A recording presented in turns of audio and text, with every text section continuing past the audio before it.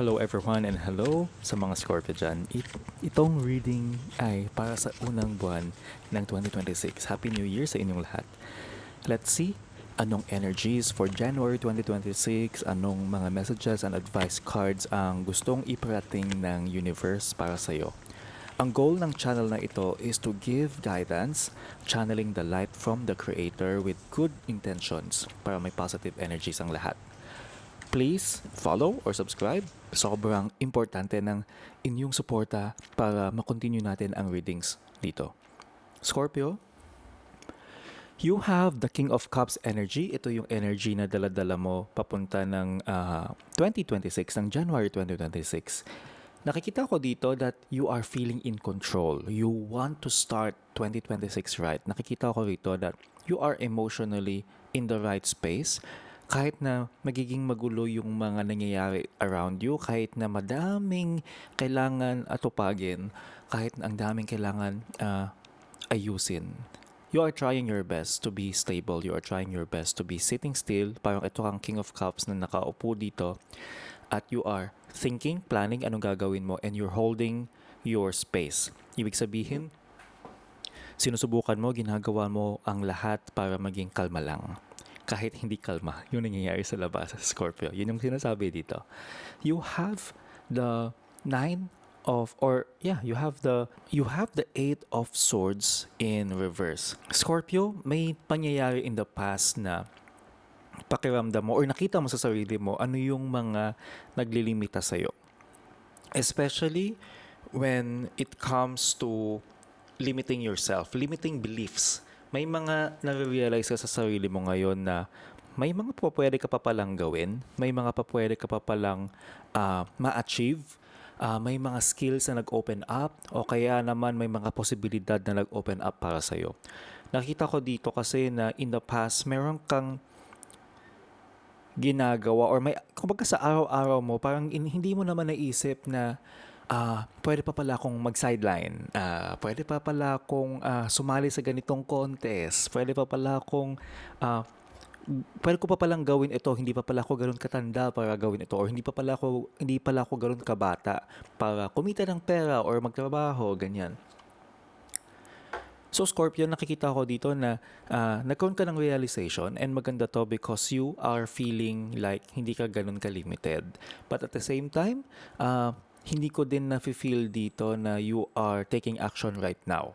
But this is all up to you. But based on these two cards, hindi ko nakikita yung action pa. But you have that realization, and ang ganda nito. In January 2026, Scorpio, nakikita ko na parang you are trying to begin. You are trying to do things one step at a time. Kahit na minsan medyo mabagal kasi you have the full card energy here. And this is you trying to explore things, parang dahan-dahan ka lang na ine-explore, sinusubukan yung mga bagay. Parang pabanjing-banjing. Alam mo, if that makes sense. Parang konti lang, sige, tignan natin, subukan natin, tikman natin to, ganyan. Yun yung nakikita kong energy mo for January 2026. Marami sa inyo pwedeng sumusubok ng bagong paraan and ng bagong software, may bago kayong tinusubukan na trabaho, meron kayong recipe na bagong sinusubukan or business na bagong sinusubukan. Pero nakikita kong medyo mabagal, dahan-dahan yung pagpasok ninyo. Hindi kayo nagmamadali. So, depende na sa inyo kung kailangan nyo bang magmadali o hindi, 'di ba? Pero ito yung energies na nakikita ko sa inyo. Dahan-dahan lang. Very slow and steady. You have the advice card na Three of Swords in reverse. Scorpio, sinasabi dito na kung ano man yung mga heartbreak or ano man yung mga hindi ka naging masaya in the past or mga pinagsisihan mo, maling akala about yourself na alam yung minsan sinisisi mo yung sarili mo about some things na sana ginawa ko to, or sana ito hindi ko ginawa. Kailangan mong pakawalan yung sarili mo from that because yun yung naglilimita sa'yo. Yun yung naglilimita ng self-belief mo, yung paniniwala mo sa sarili mo na kaya ko pang gumawa ng iba't ibang bagay. Kung meron kang mga ganong sitwasyon na alala mo yun, hanapin mo yun sa sarili mo kasi yun yung naglilimita sa'yo eh. Okay, ganito. Ang pinapakita sa akin ngayon, Scorpio, wala to sa cards, pero ang pinapakita sa akin dito, kung paano mo to gagawin is, i-identify mo, ano ba yung mga gusto mong gawin? Ano ba yung mga gusto mong marating? Isa-isahin mo yun. Kahit madami yan, sige lang, ilista mo yan or imaginein mo yan.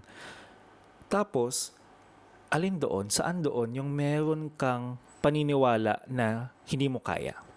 Or paniniwala na nagawa ko to before or sinubukan ko to dati, kaso lang, hindi siya nag-work eh. So, hanapin mo yun. Hanapin mo yung mga yun.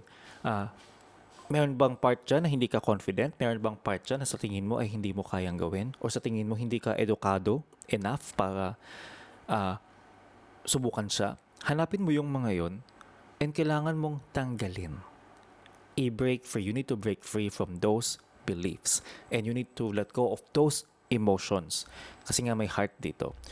And yun kasi, Scorpio, ang challenge mo, yun yung hadlang mo, yun yung nag-i-stand in between you and the life that you want. Yun yung nag-i-stand, yun yung pumapagit na sa gusto mong mangyari sa buhay mo. Nakikita mo tong Nine of Cups, in reverse siya. Kung gusto mong makuha tong mga cups na to and you want to feel satisfied, gusto mong maging masaya sa buhay mo, kailangan mong tanggalin yung mga heartbreaks na yon, Scorpio. Yun yung sinasabi rito for January 2026. So, try that. Subukan mo yan and please comment down below kung ito nga ba ang nangyayari sa inyo or may tema bang ganito sa iyo. Kung nakatulong sa inyo ang reading na ito, please subscribe, hit the like button if you are on YouTube and follow kung kayo naman ay nasa Facebook. Huwag niyo po kalimutan i-share ito sa mga kilala ninyo na kailangan ng reading. Maliit na bagay lang to support this channel para blessings lang ang umiikot sa community natin. Your first advice card is Amethyst. Revealing your true self and you allow others to know the real you. You will feel loved for who you truly are. Kailangan mong ipakita sa sarili mo sa mundo kung sino ka. Kailangan mong makilala yung sarili mo ulit para maipakita mo yun sa buong mundo. Sabihin natin, magaling kang accountant o kaya magaling kang artist, magaling kang empleyado, pero hindi mo pa yun napapakita sa mundo. So, kailangan mong kilalanin ang sarili mo, dive deep within yourself, alamin mo sa sarili mong sino ka ba? Ano yung pwede mo pang gawin? Pag kilala mo yung sarili mo, mas confident kang harapin ang universe, mas confident kang harapin ang mga tao. Hindi ba? So, subukan mo yon. Ito yung advice na sinasabi ng universe for you. Your next advice card ay sinasabi rito na may mga tao around you na hindi ganun katapat sa'yo. Hindi sila ganun ka-totoo pagdating sa mga pinapakita nila sa'yo. Pwedeng plastic lang sila. May mga nakakausap ka na pwedeng ginagawa lang yon just because napipilitan sila kasi kailangan nila dahil katrabaho ka nila o kaya naman ay may mga tao na parang gusto lang nila yung company mo pero hindi naman talaga sila ganun ka happy with you kasi baka naiinggit sila or maraming rason. Pero pinapaalalahanan ka ng universe na may mga ganitong tao talaga around you. Your next advice card is positivity. If you can't find even one thing to be grateful for, it will restore you to the light. Please, dear God, let me always feel gratitude for something, even a tiny thing in even the hardest situations. So maging positive ka. Di ba lagi nating sinasabi yun? May positive thinking lang. Pero alam mo, hindi siya ganun kasimple. But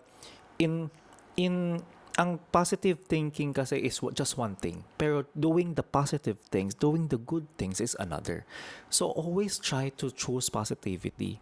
Hindi lang sa pag-iisip. Pero kailangan mong gawin yon. Ito yung dapat gawin. Ito yung dapat maganda. Ito yung mga dapat